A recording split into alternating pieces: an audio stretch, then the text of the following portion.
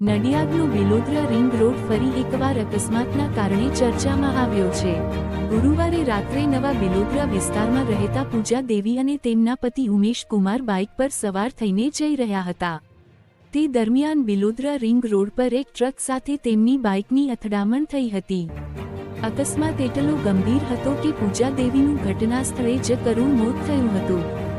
અકસ્માતમાં તેમના પતિ ઉમેશ કુમારને પણ હાથે ઈજાઓ પહોંચી હતી। અકસ્માતની જાણ થતાં સ્થાનિક લોકો ઘટના સ્થળે દોડી આવ્યા હતા અને પોલીસને જાણ કરવામાં આવી હતી।